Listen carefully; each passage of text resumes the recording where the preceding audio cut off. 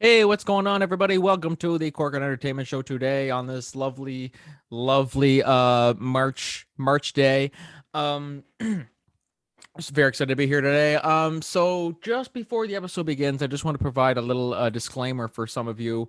You may notice that the audio not doesn't sound exactly clear today, or clear as it normally does.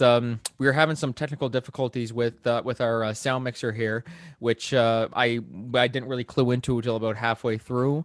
Um, it's all taken care of though now, and you might notice that you might hear some noise going on outside and the saw going off. They're just doing some renovations outside, and so I'm just using the webcam audio just for today.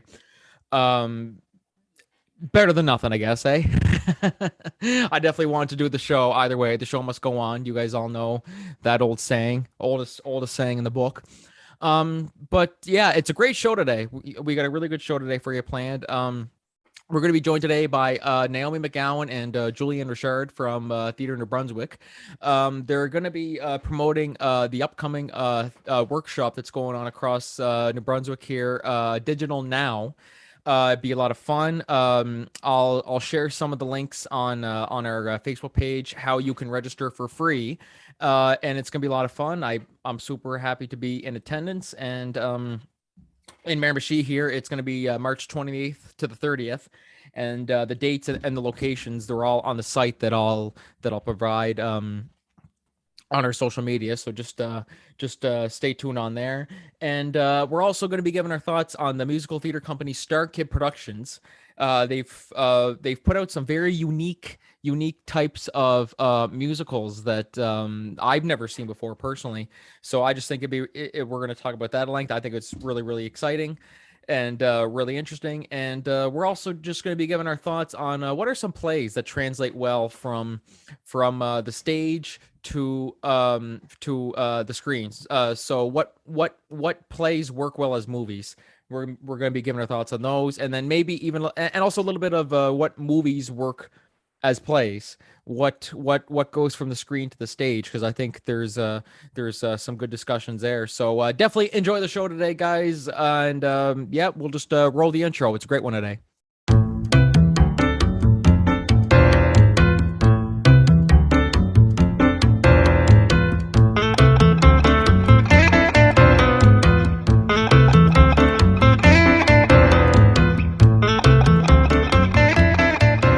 Well, hello everybody. Welcome back to the Corcoran Entertainment Show. It's me, Frankie Corcoran, and today I am joined by Julianne Richard and Naomi McGowan from TMB. Guys, how are you? Thank you for coming on. I'm good. Thanks for having us. Well, I'm okay. I'm sick, but You're okay. You're sick. Yeah, yeah. But I mean, like, luckily you were feeling well enough to come on the show, and I really appreciate that. So great to see you. So yeah. So as I mentioned, you guys work for TMB. So where did you guys first discover your love for the theater? Naomi, we'll start with you. Where did you first realize that this was like your calling, so to speak? it's so ridiculous. I was in elementary school, and in grade 5, Mr. Gopi came to our elementary school. He's the director at James M. Hill. That he was like, "We're gonna put on a play." And I said, "Oh yeah, okay, yeah, of course. That's what I'm supposed to be doing." Yeah. So I went and I did my audition. We read out of a nursery rhyme book, and then I was the judge of the trial of the Big Bad Wolf. And then I got to the middle school, and same thing. I was like, "Okay, where's the drama club?" And then high school, "Okay, where's the drama club?" University, like it's just this thing I keep seeking out. And when I graduated high school, I wasn't going to study theater necessarily. I was going to study science, but then I found myself seeking out the theater. I was doing a tour at UMB for science, and I said, "Oh, can I go take the musical theater program at Studo?" I said, "Oh, you probably won't have time." And then in my head, it kind of clicked. I was like, "Oh, I have to just be doing that all the time." No, well, there you go. It's a completely different ball game. I mean, like, it's one thing to do it as a hobby and then doing it for a living. Like, that's got to be quite the change. So, Julianne, how'd you get first involved with this? So what's your titles within TMB? I should probably ask that first, just to like your job. Yeah. titles. Do you want to go, Naomi? Yeah, I'll go quickly. I am an administrative assistant, and I'm a theater director, music director for the junior programs. Oh, there we go. And how about Julianne? What's your Yeah, so I work for the theater school specifically, and I am the theater director for the playtime program, so the really little kiddos, and then I'm the choreographer for the junior programs. Oh, so you work with the kids too? That's Yeah. Oh, okay. Oh, that's fun. So how'd you first get started with theater? How was that really? Was it always something you wanted to do, or? Yeah, I mean, I'm similar to Naomi. It goes way, way back to like elementary school days. I grew up in Fredericton, and obviously we have the TNB Theater School, so I went to the TNB Theater School. I did like the after school junior classes, which like we now teach, so there's like a very cool full circle moment there. Yeah, and then I did that all through growing up, and then I went to university for drama. So it's like it's very it felt very inevitable the whole time. It sort of felt like that was where I was going to end up. I was someone who had a very clear idea of what I was doing from a very young age. This is your destiny kind of thing. Yeah. So I mean, teaching like kids and stuff like that. Do you teach like older people too, or is it just more so the kids?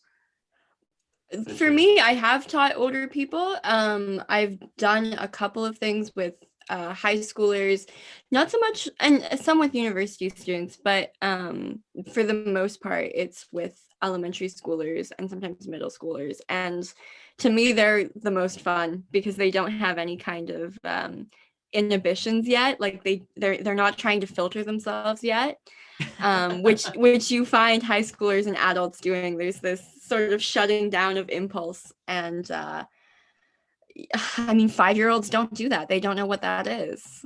No, well, absolutely. I mean, like, there's got to be some pros and cons to like younger kids and older kids. You know what I mean? Sometimes they'll listen, sometimes they won't. Sometimes they're like, oh, I'm just in it for shits, kind of thing. You know what I mean? So And they'll critique your teaching methods. Exactly. So some of them though, like it's so I'm kind of curious. So like how would you Naomi, I'll forward this one to you. So how would you describe like what are some key differences between community theater and professional theater? Because sometimes people say, oh, they're a lot alike. Some people say, oh no, they're nothing alike. What's your take on that? Oh my goodness. I feel like the biggest difference is structure and mindset, like with right now I'm actually doing a community theater show right now, which I haven't done in a little bit, and I'm really excited to be a part of. And it's nice because there's more of a relaxed energy to it. Like people really are just doing it for fun, but that doesn't mean that they're not working hard and getting the stuff done, but there is just less of a pressure overall, which is nice because everyone is a teacher or a lawyer or doing other things with their time besides just hyper fixating on the script. So there's a lot of fun to be had in that. And you just get to know some really cool people. I feel like I'm just hyping up just community theater. Professional theaters, they're both good. For like kind of the opposite reason, because everyone is so focused on the same product and you can kind of feel everything being funneled into this one goal collectively, which is super exciting, and it moves so fast. Because with like community theater, the show that I'm doing now has been rehearsing. I joined late because someone dropped out, but they've been rehearsing since November, and the show goes up in June, as opposed to a professional show that would go up after like 4 to 6 weeks. So it's a lot faster. Yeah, those are kind of the main differences that I've noticed. Okay, is there one that you kind of prefer, or is it just like, hey, theater's theater? I just love to. I think I prefer the professional ones, just because for me it's hard to focus on a lot of different things at once. I kind of like the tunnel vision. Let's narrow in and just make this our main priority for the next set amount of time. And I find that really exciting too, and exhausting in the best way. Okay. And I would find myself after doing kind of a string of professional shows and then going back to community theater, I found myself getting frustrated, but on me, not on, it shouldn't be on them because I was expecting it to go faster, but that's not the point of it. It's more for enjoyment and enjoying the journey. But no, a little bit more professional theater structure-wise, but I like both. They're both. All the there's pros and cons to everything. I mean, like as I said to Julianne, there's pros and cons to teaching younger kids versus the older kids. You know what I mean? There's always going to be problems no matter which way you look at it, though. So that's always so. Tell us about the show that you're doing as well. I mean, like feel free to give a little plug if anybody's in the Fredericton area. I'm going to be part of Legally Blonde, the musical, which is going to be awesome. So that's at the end of June. Wish I knew the dates right now. Oh. End of June, Branch Out Productions. We're currently looking for a Chihuahua. So if anyone knows a well-behaved small dog that would want to be in a show, hit me up. I'm certainly way too big, but I mean, I could probably put on a little dog suit, and, if you need someone, you know what I mean? I'll pitch it. Have you guys ever worked with like animals and stuff like that on stage before? Have you guys ever? I haven't. You haven't? No. Really? No, I haven't. Not that I can think of. I'm to. like surprised that I've gotten this far without doing a show that had a dog in it or something. I was gonna say, I don't know why, but you give off a vibe that you have for some reason to me. I just like bring dogs and cats and birds on stage. I've gone to work with two, but I never get to touch them. They're always under someone else's care, so I just admire from afar. One of my last shows in university had a golden retriever, which was amazing. And then another show for Wizard of Oz, we had a little Shih Tzu. Oh, for what's his name? Toto. Yeah. So, but yeah, I never get to touch them. It's always somebody else's job. Always someone else's job. You're like, okay, I'm quitting unless you give me that job. You're sure I need to be the animal handler? I'll drop some lines if I have to. No, exactly. Is there a bit of a added pressure to that too when you're dealing with animals? So you're like, okay, this is how the scene's going. If the animal doesn't do this at the right time, it's gonna F up the whole show, kind of thing. Like, is there always a bit of extra pressure on you for that, or? Oh yeah, for sure. There's just kind of that element of we're not in control of what's gonna happen overall. We had I have a funny story. Oh yeah. One of the shows we were doing with the dog.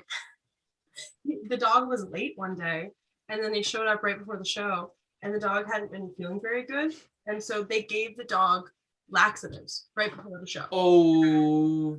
But luckily nothing happened. It was fine, but we were all super on edge because we knew that this was the case, and we were just kind of going along during the show hoping that the dog could contain itself.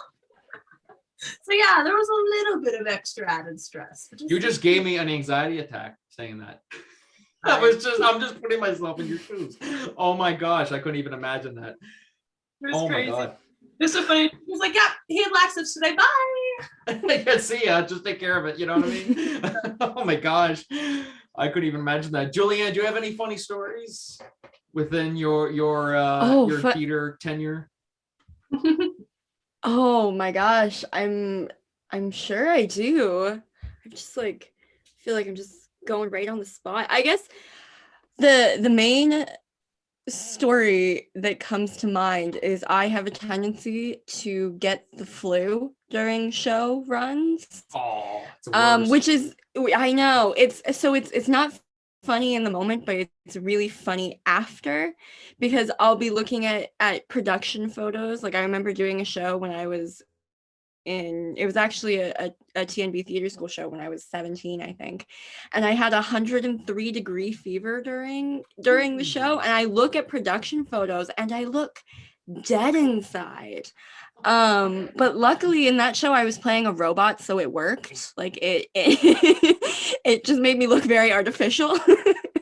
But that's method acting, folks. Exactly. Yeah. I went out and caught the flu on purpose. Just on purpose. Oh, there you go. Yeah, exactly. That's dedication. Yeah, I don't know. It's I I feel like not too many outright funny things have happened to me, but a lot of things that afterwards they're kind of glad we made it through that and we can laugh about it now. Oh, no, absolutely. One of the worst nightmares that can ever happen in theater is if something happens on stage that's not supposed to happen. And it's not like a movie or a video where you're going about the scene and then something happens. Okay, it's fine, just cut it. When it happens on stage, it's live. You can't, you know. So I mean, whether that's happened to you guys before, I mean, like, how would you guys handle something like that? You know what I mean? Like that's especially when you're thinking on the spot, you know. I kind of love when that happens.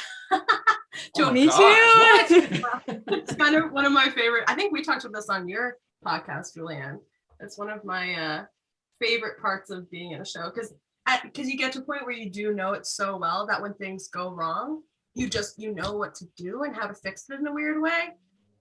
So I feel kind of like a superhero when that happens, and I'm able to help fix it. Yeah, Oh I my- actually did it. Just jumping off of that, I did a show recently where one of the actors, a couple of things went wrong, a few lines were skipped, and what ended up happening was we jumped almost a page of the script, and there was like nothing much that we could do. We couldn't really go back, and I had quite a long chunk of text that was coming right after that. And as I started saying it, I realized that everything I was referencing in that line had been in the page that was skipped. So the line made absolutely no sense anymore. So I was there on the fly trying to sort of fill in the line with the information that had been skipped. And I remember the stage manager saying after the show, he came down, he was like, I could see the mental gymnastics going on, trying to like compress a page of text into this one speech that I somehow had to make sense. Cool. I love that. Your brain's doing like somersaults and shit in your head. Absolutely. Oh my god.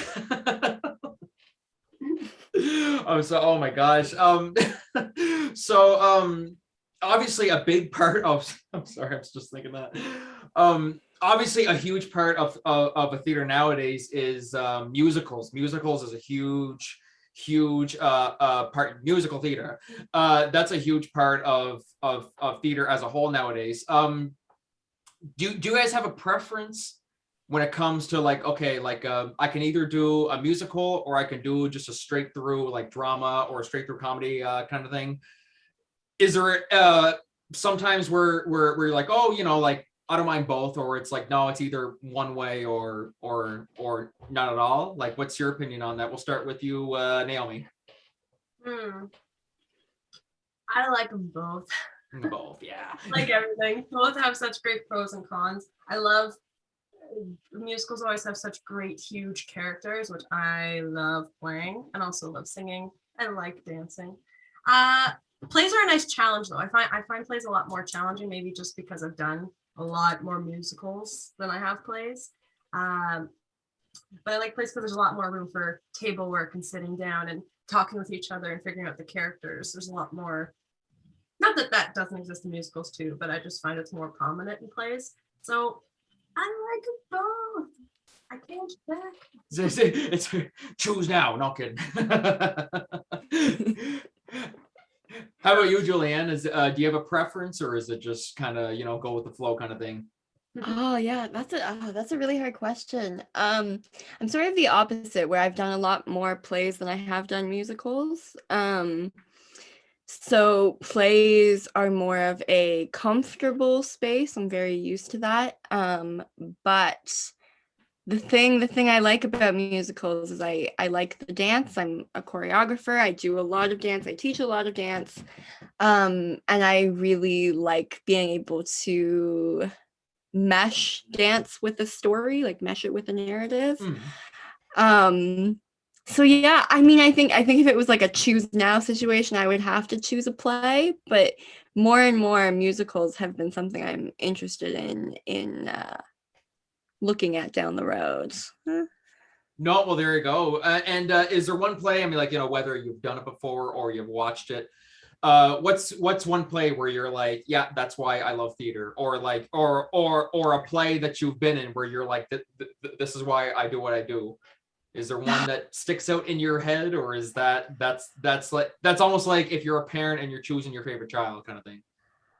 Yeah, I mean it's sort of a favorite child question. I guess I'll say what first popped into my head.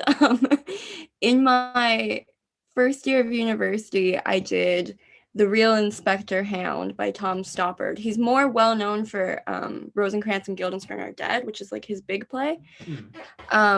But he has this one play, The Real Inspector Hound, and it was the first time I'd ever been cast as like the kind of the unquestionable main character in a show, and I was like, first year university, first time doing university theater. It was all very exciting, and that play is just like a comedic romp. It's a parody of Agatha Christie. It's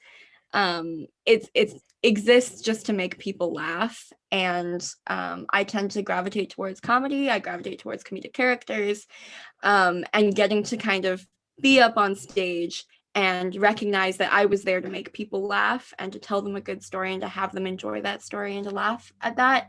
That was very exciting for me, and I hold that play very close to my heart.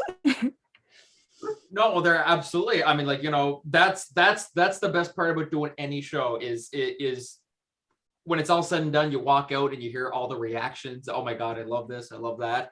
That's one of those moments where you're like, oh my God, that's like, yeah, I did that. You know what I mean? Like you feel so proud, So how about you, Naomi? Is there one that really stands out to you? I mean, you've been at this for a while too. So you know what I mean? That's gotta be.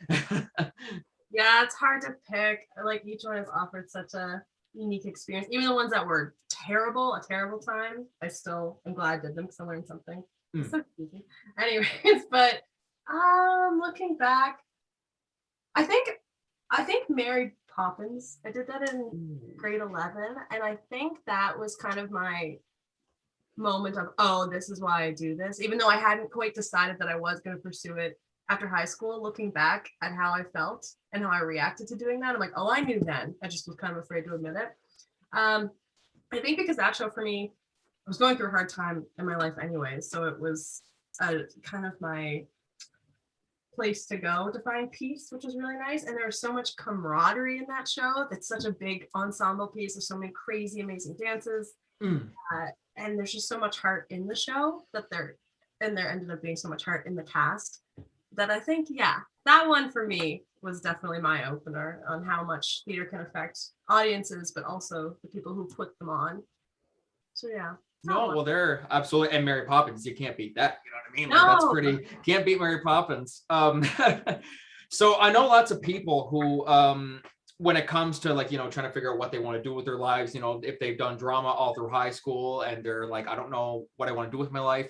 Maybe I want to go pursue theater. Maybe I want to do something else. And then they might think, yeah, I might do theater, but I don't know if it's really for me, if I like it more as a hobby or if I like it more as a passion. So if you were talking to a member of my audience who's kind of contemplating, like, okay, should I go pursue theater? Should I go pursue something else? What would you have to say to them, almost as like life advice? To because it's definitely, as you said earlier, it's a different ball game from professional to just community theater, doing it for fun. So how would you whether persuade someone to do it or not do it? Don't do it. Don't do it. Get out now. Get out now. You can. No, it's a very complicated career path, I will say. Not in an effort to dissuade anyone from picking it, but just a warning. But complicated in an exciting way, because I mean, there was a point in university where I went, okay, I'm going to be an actor, but then I got led down a bunch of different artistic paths. And now I'm doing administration and directing and teaching, and I'm hoping to get back to acting. But there's so many avenues to grow your career.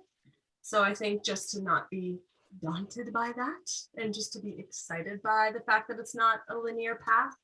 And also, I think if people are curious about it or wanting to go to school, I think a bachelor program is such a great option because you get to explore a bunch of other topics while also pursuing theater. And you can change your mind throughout the degree as you go too. So if you're like, oh, well, I'm not really feeling theater, I'm going to lean towards more English or towards sociology, that you have the option to do that. Absolutely. I think that's a great middle ground to start if you're not really sure. That's what I did. Okay. Oh, well, there we go. You could write a memoir. You could write a memoir. I would buy it. So how about you, Julianne? Where would you stand on that? If someone were to ask you, hey, should I pursue this or is it better as a hobby? What would you say to that? I think I would say to go in with the right mindset. It's not gonna be easy. It's not just gonna fall into your lap. And I think a lot of times people don't realize that being an actor or being in the theater world in any way is something that you need to be really resourceful and really creative, because you have to make a lot of work for yourself, or you have to find people who you want to make work with. So I guess my advice regarding that mindset would be to not necessarily look at it as this huge problem, but to almost think of it as a puzzle, and that with each connection that you make, or each audition rejection that still gets your name into the room, or each project that you put together with a friend that then goes on to a festival of some kind, like those are all pieces of the puzzle. And if you think about them not as like little mini problems, but as little puzzle pieces that are fitting in, I've always found that to be a mindset that makes things feel a bit less daunting. Yeah, and also just, learn to love rejection. Oh, absolutely. Because you're going to go through it no matter what you do. Yeah. No, well, wow, that's very, I mean, like, because like I still talk to friends nowadays. They think they want to pursue theater and then at the same time they don't. So it's great hearing from your guys' perspective where this is actually your calling. You know what I mean? Like this is what you guys do for a living. So it's great to hear from that perspective. So yeah, tell us a little bit about this Digital Now workshop that's going on across. It's going on. It's starting this week, correct? Yeah, feel free to just dive into that. This is your department. Yeah, sure. So Digital Now, super cool. Everyone should do it. It's a digital literacy workshop. And so basically what that means, it's just introducing people, pretty much anyone who's artistic, to using a digital platform for that. So it's not necessarily just designed for theater people. It's for people who are just curious about making art online, people who are maybe want to have their visual art digitized, things like that. And we're just exploring a bunch of different kinds of software over 3 days. And yeah, so it's taking place in Fredericton first, and then Miramichi, and then Moncton and St. John. And then New York. Broadway. It's free, which is super exciting. And the cool thing is too, anyone who takes it at the end of it can apply to do a project, and using the knowledge that they've gained from this workshop. And there's a $5,000 grant for whichever participant gets picked. So that's really cool. Yeah. That's pretty neat. No, absolutely. So Julianne, will you be in attendance for this, or? I might. I've been seeing all the promo, and I've been sharing all the promo, so I'm definitely gonna be pushing it people's way, and I might be around myself. Yeah. Oh, there we go. I'm excited to say I'll be in attendance for the Miramichi one. I'm super excited for it next week. So for anyone local here in Miramichi, so it's March. I'm terrible with dates. 28th to 30th. That's right there. I had it memorized in my head, and then I'm like, oh shit, it just slipped my mind. So Miramichi 20th to 30th, and they can still apply online to register. They can still, there's no deadline for that. Yeah, I just checked before I came on here to make sure, but yeah, it's still able to register. You're still able to register. I don't think the Miramichi one's not full yet. I think the Fredericton one is, but Miramichi, you're good to go. Okay, perfect. So yeah, I'll probably share a few things on our Facebook page just the next few days if there's anybody around, and any of my followers who are in Fredericton and surrounding areas. If you're interested, this is definitely a great opportunity for you if you're an aspiring creator, or if you just want to have fun for 3 days wherever you are. Get to meet Naomi and Julianne, so lots of fun. So with those down the way, we'll move on to our first main topic, which is just giving our thoughts on the StarKid Productions, or the StarKid Theater Company. That's how you call it, because there's like when I was searching up, there was like 10 different names. It's StarKid Theater Company, StarKid Productions. I'm just gonna call it StarKid. Yeah. So yeah, I checked out the Harry Potter one. That's the one. That's one of the ones that I checked out. So yeah, they're definitely a lot of fun. It's something unique too. I've never ever seen like a theater company like that before. So what's your take on that, Julia? So have you seen all of them, or have you seen just a few of them, or? I think I've seen all of them. There's some that it might be I've seen large chunks of them and not all the way through, but I think I've seen most of them all the way through. And this is going way back. Like, I watched a Harry Potter musical when in 2011, I think, like 2011 or 2012. And then I was watching their shows for a long time. And then I sort of rediscovered them in the last year or so, or kind of refound them, and then watched all the ones that I hadn't seen. And they got Naomi. Yeah, so Yeah. yes, I did. I hounded her a whole bunch during some text messages, and even some classes. We, like, the kids would have water breaks, and I'd be like, okay, here's what you should watch next. Because remember when we were trying to come up with a topic for this, I was kind of like, just feel free to let me know if you got any ideas. And you're just like, yeah, Julianne's been pushing me to watch the StarKid Productions. I'm like, okay, I'll check it out and see what I think of it. It's pretty neat, actually. Really, really neat. What's your opinion on it now? I mean, like, do you have one in particular that's, whether it's the Harry Potter or it's?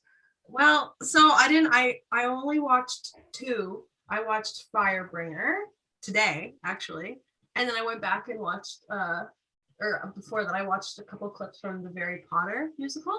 It was super fun. I really like the Firebringer one. I like Harry Potter too, because I mean that's kind of where it all started, right, Julianne? Yeah, it is. Oh, you can just tell there's a lot of heart in that. I mean, they all wrote it together. They're a big group of friends, and you can just tell it's kind of a big inside joke, but you don't feel excluded from it. You feel kind of welcome. So it's really fun. But it was cool to see Firebringer, which was made in 2020 compared to 2009. And now they've got much better setup. It's super clear. They've got puppets. They've got shadow puppets. It's just a bigger production now. So it's cool to kind of see them evolve. It was super fun. I loved it. I'm gonna watch some more of them. I had a great time. It's so neat because I mean, like, for me myself, I'm like, I'm a musical. I do like musicals a lot, but for me, I mean, like, like doing all kinds of acting, I've always been more of a straight, like just a regular play kind of guy. Well, because I mean, first of all, if you hear me sing, you'd want to run for the nearest exit, and but no, like, I checked out. It's something I admire, but it was just how unique it was. I had never seen someone taking. Yeah, don't mind that saw. I'm not sure if you guys hear that or not. There's a saw going off in my basement. I never actually saw a musical where they basically wrote the songs based off like old old movies or books or stuff like that. Have you guys ever seen anything like that before, or like that's the first time I've ever seen something like that? The only other thing I can think of, I did a show. It's called Urinetown the Musical, and it's basically a musical that borrows and makes fun of tropes from all other musicals, and it's hilarious in doing that. But it's kind of, that one more does so of the genre itself. So I hadn't really seen, besides that, any other musical picking, specific popular media and turning it into something. No. No, it's super. It's super. It's so funny. Harry Potter. They make a lot of musical stuff out of that. Remember the old what's that old YouTube video they did? Sing. Yes, that one. Oh my gosh, The that vise. one's a classic. The Potter Puppet Pals. That's what it's called. Oh my gosh. I don't know why. That's what I thought of whenever I first saw that they did this Harry Potter thing. I was just like, Snape, Severus Snape. That was the first thing I thought of. Oh geez, yeah, no, I got the tick in my head right now. I couldn't even think straight for a second. So yeah, I mean, like, was there another one like in particular that really stood out to you guys? Because I mean, like, the Potter one was the only one that I saw. Because I mean, like, I think of all the ones they parodied, I'm gonna pull up that list there because remember I had a list here of all the ones they did. Because there's just so friggin' many of them now. Yeah. StarKid. Was there one that was there another one that stood out to you guys or? Well, my personal favorite is Firebringer, the one that Naomi was mentioning. That's the one I definitely pushed for her to watch the hardest. It's the only one in their canon where the music was written by a woman. So it's really cool that they're getting that extra representation and that they're using different songwriters for their musicals.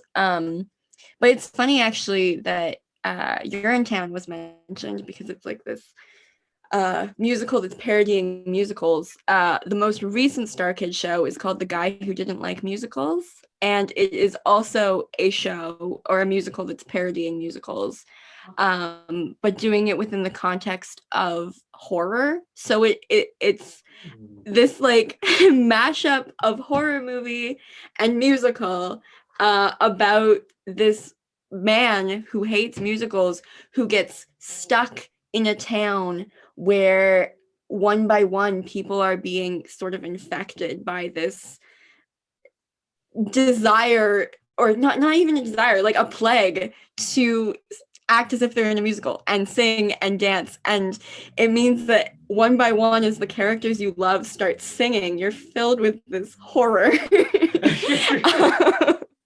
It's very clever. I've never seen a musical parody done that way before. I haven't seen a lot of horror musicals.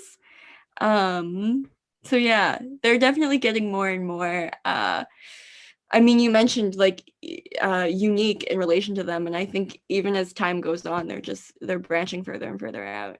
No, absolutely. And I saw there was one. It's a wholly musical Batman. I never even heard that there was even like a Batman musical too. Like that's like what's another one I saw there? They did A Christmas Carol live, Firebringer and Trail. Like really, like for those who listen, if you guys haven't seen or listened to any of these, I highly recommend them because I mean they're very.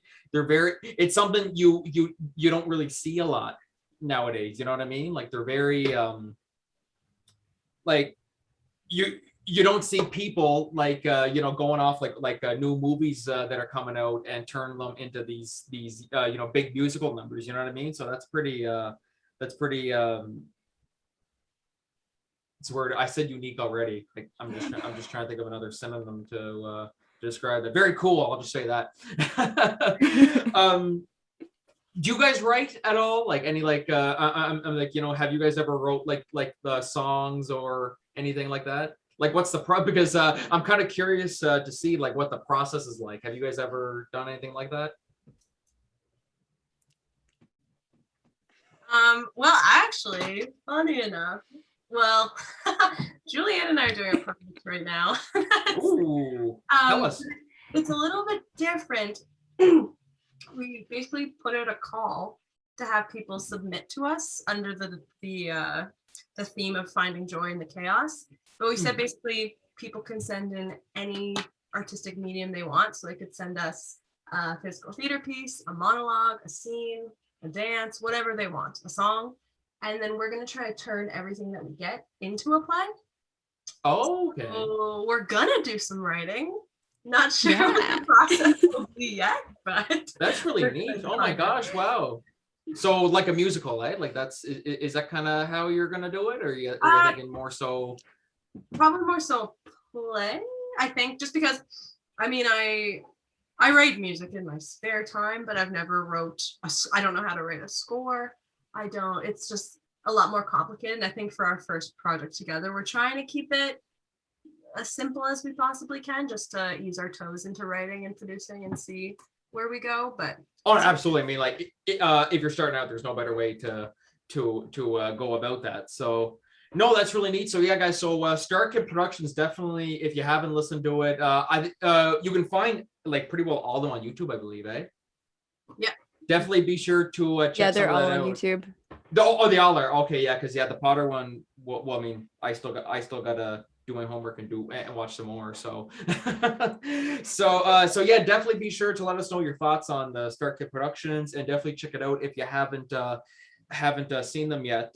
So with that down and out of the way, we'll kind of shift into our next topic, which is what are some plays that work as movies? What are some plays that don't really translate well to the screen? I think that's a really interesting concept because for those of you who watched the show, you guys know a few episodes ago we did a review of Tick Tick Boom, which you guys watch Tick Tick Boom. That's yeah. So when you look at that concept, you're thinking like, okay, they're gonna turn like basically like an evening monologue kind of thing to a movie. Like, how is that gonna work? And it translated like perfectly. It translated so well. Oh my god! And I mean, like, you guys saw the last episode. I geeked out about that movie. That was.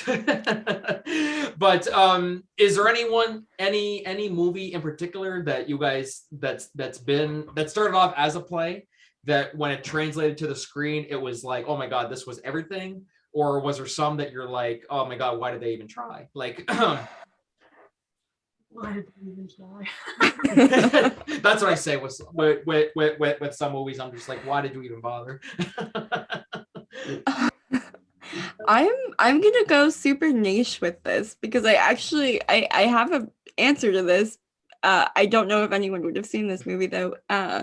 It's a movie called Marion Bridge, and it's based off of a Daniel McIver play. And Daniel McIver is like a canonical playwright within Canadian playwriting. He's from Cape Breton, so he's a maritimer. And that movie, it was made, I think, in the early 2000s. It has a very young Elliot Page in it.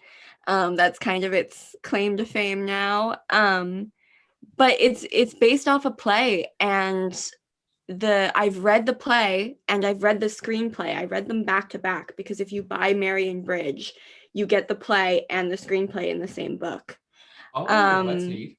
Yeah, it's very cool, especially and then if you read the foreword by Daniel McIver, because he wrote both, he talks about how he wanted to write a screenplay, but he couldn't figure out how to do it because he was so used to writing play scripts. So he decided to write a play script and then write a screenplay based off of that play script. But reading them both, I don't think the screenplay is very good. No. And I think the play script is brilliant. So I think it's just because when you're writing for film, you're thinking about producers and audience members. You're thinking about what people are gonna want to see. There's a lot more financial stakes involved.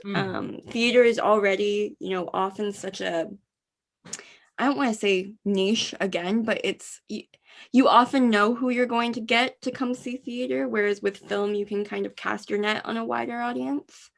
And I think in regard to that play and in a lot of play to film adaptations I've seen, I find that they've suffered because they're trying to play to too big an audience. They're trying to make it like an everyman's piece of work, instead of staying true to the story that they're telling. So that's one very specific example, but I'm kind of using it to just like, that's sort of my general thoughts on that.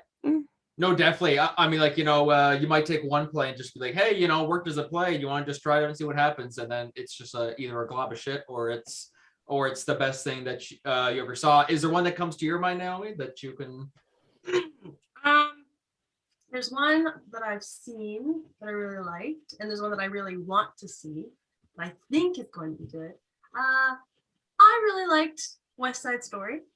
I saw it in theaters. I thought it was great because I love when they bring musicals and make them into movies, usually when they're done well, because it just makes it more accessible. Because I love musicals and I love plays, but I hate going and watching low quality bootlegs of musicals and plays. I don't find it interesting or engaging. No.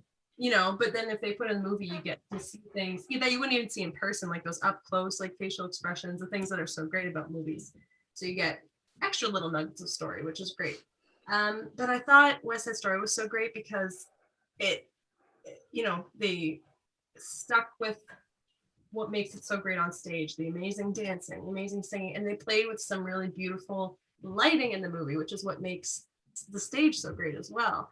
I find sometimes in movie musicals they'll try to add movie effects to make it fantastical that aren't really necessary, like trying to think of an example. I don't know, just adding little graphics or like little extra video things, like a Dear Evan Hansen. I didn't like that one that much. They added. I heard of that. I never watched it though, but yeah, that one wasn't great. They added a lot of social media effects, which I don't really like when they do in movies anyways, because social media moves so fast that by the time a movie gets done, the elements they put in aren't topical anymore. So yeah, they would have everyone like video chatting up on the screen and popping up, and it takes me kind of out of it. What's another one? I don't know, but the one that I do want to see is The Humans, which is it's a play. Have you heard of that one, Julianne? I haven't. No. My friend was telling me about it. It's a story about it's not a horror story, but it's creepy kind of. Basically, a family sits down for Thanksgiving, and then I don't know, secrets come out and relationships get explored and questioned. I feel like that one would translate really well to film because it is just simple. It's just them at a table, and the house is the setting. And I think as long as they keep the theatrics of it, it'll be good. So if they find ways to make the house a character, you know what I mean? Like instead of adding in extra things, I find that's where plays and musicals that get turned into movies go wrong, when they try to add too much to it. You're just like, it doesn't look good. It doesn't feel right, like. Yeah, it's like we didn't need that weird CGI or whatever. Just play with the lighting. Be more subtle with it, I think. Yeah. No, absolutely. And there's one that actually, I mean, like, speaking of Harry Potter, we were talking about earlier, they actually, the next installment, The Cursed Child, they straight up turn that into a play. I've never seen it. I don't know if it translates well to the stage or what. I don't think it's a musical or nothing like that. I don't think it is anyway. Have you guys seen Harry Potter and the Cursed Child, or? I haven't. Yeah, I just think that was a very interesting choice to, instead of turning that into just a new movie, they just turned it to a play. I find that very, very, very interesting. How would you guys picture that as like a play? Can you really? I mean, I'd love for it to work. I think it'd be so hard to achieve that magical. Like the spells and that element on stage. If they could, I'd be all there for it, but I feel like I don't know. I don't think it translates very well. there's some you're just like, oh no, just stay on the screen, or no, just stay on the stage. It's okay. Like, just don't try to branch out at all.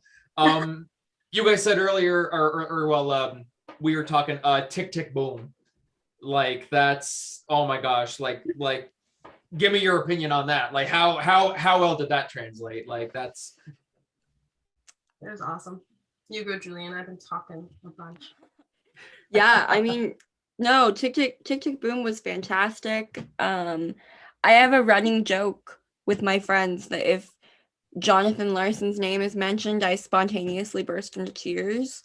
So I sort of held off watching Tick Tick Boom for a while because I knew it was going to be an experience.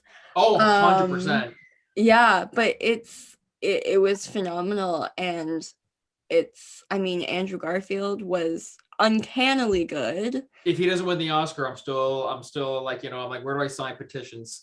Yeah, petitions are stupid. I wouldn't do petitions, but in this case, I would sign to get him that Oscar.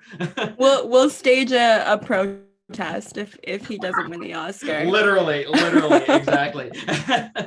Yeah, no, I mean it was fantastic. I really enjoyed it. I think it really did justice to both to Tick Tick Boom the show, but also to Jonathan Larson as an artist, and to his strengths as an artist, and I think it's also really interesting that the movie is about running out of time in a lot of ways, and directed by Lin-Manuel Miranda, most famous for Hamilton, a show which is about running out of time. Literally. So those are just sort of some parallels that I really enjoyed, and I felt gave a nice insight into the process of the minds behind the movie. Absolutely. Someone, where did I see this? It was a comment, I think, or it was a tweet or something like that. They said Tick Tick Boom was essentially the Avengers Endgame for Broadway fans. And I said, yes, that's like beyond, that's such a good analogy. I never actually put it that way. But it's just crazy how they can take like if I remember correctly, it was a Tick Tick Boom in real life. That was just a one night thing. That whole monologue thing, that was just one night. That was a one shot, one deal kind of thing. And they turned that into this remarkable film that I'm gonna remember for the rest of my life, probably. Especially for all of us, like theater lovers, and we want to succeed and see your dreams come true. It just really hits home. It really, really does. And I mean, like, yeah, of course. I mean, like, Lin-Manuel Miranda, that was his directorial debut. Who knew that the guy could direct so well, let alone sing very well? You know what I mean? Speaking of that, have you guys ever seen Hamilton? Were you guys ever able to see Hamilton? Because everyone I've talked to is like, yeah, I was going to see it, but I just couldn't get tickets. It was very popular. I didn't see it live. No. I saw the pro shot on my birthday when it came out. It's good. It's good. I really like it, but when she talks like that, yeah, but I was like, uh-oh, this is the rant. I really loved it. I think the ensemble work was great. I love the music. I love the dancing. I love the acting. Story-wise, I just get irritated because I don't give a shit about Alexander Hamilton. It's like the whole time they're telling you need to care about this guy. He's the best. He's the best. He's so great. And I remember watching and just being like, why? What's so great about him? So what? I just felt like he's the title character. You're supposed to like him. No. That's what I mean. They were just like, because he's Alec. Shh, shut up. Stop asking questions. I thought I needed more. I was like, give me a reason to care. It's like Breaking Bad. You're like, why am I rooting for Walter White? He's poisoning kids and this and that. Well, because he's the main character. Shut up. Like, yeah, because I said so, guys. God. You know what I mean? But I think that's just a testament to the writing and the acting and the directing, that you can take a character who is just the most despicable person who could walk the earth, and if you're able to at least maybe not like sympathize, but you're able to understand why they are the way they are, then that means you've done a good job. So I'm just trying to think. I feel like there was another one that was on the tip of my tongue that I think I'm missing. Oh, The Odd Couple. The Odd Couple is one. Have you guys seen The Odd Couple? Or no, it's not. No. Oh, one of the best plays in history, in my opinion. We did that play with the CM Productions here in Miramichi back. It was like almost 3 years ago now. That was the one play. Remember, like going back to what we were talking about earlier, one plays that you're like, this is the moment where I realize I want to do theater. That's the one play, and they translated that super well to the screen. They turned it into a movie with a sequel. The sequel was meh, but that's a good example. If if you take all the precautions and you just don't say, hey, this is a big money grab, let's do it, then do it justice, and it'll all be smooth sailing from there. So yeah, is there anything else that you guys think of in terms of, like, from the stage to the screen, or from the screen to the stage, or? I will say one thing, like, in favor of the screen, is that animated musicals are fantastic. Just about every child in the world is obsessed with Encanto right now. I watched it last night. Oh, you watched it. I am also obsessed with Encanto. Another Lin-Manuel Miranda creation. I don't think it's his creation, but he wrote the music for it. And I think that Disney and Disney Pixar have been doing a lot of really cool things with musicals in the animated world that I don't know how well it would translate to stage. Like, I know there are some musicals that come from animated movies, like there's the Frozen musical and Shrek the musical. But I think that there's something so magical about animation and about tying, like, the musical form to animation, that I sort of feel like that's like the high point of movie musicals is animated movie musicals. Wow, I actually didn't even think about that too. I'm like, how am I forgetting The Lion King? How am I forgetting, you know what I mean? Like, wow. Thank you for bringing that up. I was just thinking, I'm like, I knew there was something on the tip of my tongue. They translate very well. You know what I mean? Like a Lion King, was very successful on Broadway. Aladdin, I got to see Aladdin in New York as well, and the movie, like, it was just, like, it felt like I was in just a movie theater watching a movie at some points. So that's what I mean. Like, just pick the right show. If it fits, do it. Like, you know what I mean? If it's a show you're like, I don't know how this will translate to the stage, or I don't know how this will translate to the screen. My motto is just don't do it. Just don't touch it. You know what I mean? Like, just stay away from it. That's just how that's where I stand on that. But so yeah, is there anything else, or that's, I think. I feel like Heather's is a good one too, but Heather's is kind of the opposite, where it was a movie first that got turned into a musical, if I'm not mistaken.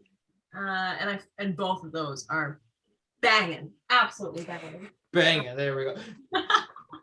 These are all some advertisements for these movies. Yeah. Naomi approved. And Julianne approved. No, there we go. That's what we're here. We're here to let people know what they're missing out on. So yeah, I think that'll probably do it for this week's episode. I just want to thank my guests, Julianne Richard and Naomi McGowan. Do you guys have any final words you'd like to say? Any final plugs? Where can we expect to find you next, aside from the digital now? Any plays in the works? Okay, I'll go. I don't have any plays in the works right now, aside from the project Naomi and I are working on, which is still very early baby stages. But I guess since I'm on a podcast, I will plug a podcast. I have a podcast. Hey. It's called Extraordinary People. There's a lot of fun interviews on it with really exciting folks, a lot of theater folks. Naomi's been on it. So you can hear us talk we talk about pigeons for a weirdly long amount of time in that episode. But yeah, that's my plug. I'll plug that. Oh, that's neat, actually. Oh, wow, that's really good. No, I'll have to check that out now. So yeah, definitely feel free, guys, check out Julianne's podcast to listen to pigeons if you're into pigeons. Yeah. Among other things. Is there like a certain, I mean, like, is it kind of like you guys just pick topics each week to discuss, or is it just kind of like, you just go with the flow, or what's? It's very go with the flow. I'm just so interested in getting to have conversations with people that come from a place of curiosity, instead of sort of coming in with a preconceived idea of where things are going to go, or even who people are. So I've been lucky enough to interview some people who I'm extremely close to and know very well. And I've also interviewed some people where it was the first time I ever talked to them. And I try to approach those conversations from the same mindset and from the same place, and sort of refined how to talk to each other. Which it's so easy to forget sometimes. Exactly. And especially after the pandemic, and as someone who is an introvert and spent, my little introverted self spent 2 years kind of just living in a corner. It's been a lot of fun to get to have those conversations and talk to people. No, absolutely. And, we all got to find something now. Things are slowly getting back to normal, and let's just hope, it's a light at the end of the tunnel. How about you, Naomi? What's your podcast? Do you have a podcast? My podcast is just me walking around every day talking to people. It's a video podcast in that case. Yeah. Just an audio version, and you just hear Naomi's footsteps. Just. No, I don't have anything else, I don't think. We're still looking for submissions for our project, so maybe I'll send you that link too. Yeah, absolutely. I'll put it up on our Facebook page and Instagram and get the word out. Maybe TikTok too. TikTok. Yeah, I don't understand TikTok. I couldn't. But yeah, that'd be great. Thank you. Besides that, thank you for having us. It was so much fun. It made me feel a lot better to get out of my bed and talk to some people. So I really appreciate it. No, well, there we go. And it was a pleasure having you on. Hope you're feeling better soon, and feeling better in time for the big workshop. That'll be keeping you busy for the next couple weeks. So thank you all for tuning into the show today. I want to thank my guests, Julianne Richard and Naomi McGowan. And don't forget to check out Julianne's podcast. We'll put the link in our descriptions, and I'll share it up around on our Facebook page. And so thanks for tuning in, guys. This is Frankie, and that's Julianne. There we go. For those of you watching the video version, I'm just pointing down. That's Naomi. Signing off. Thank you, guys.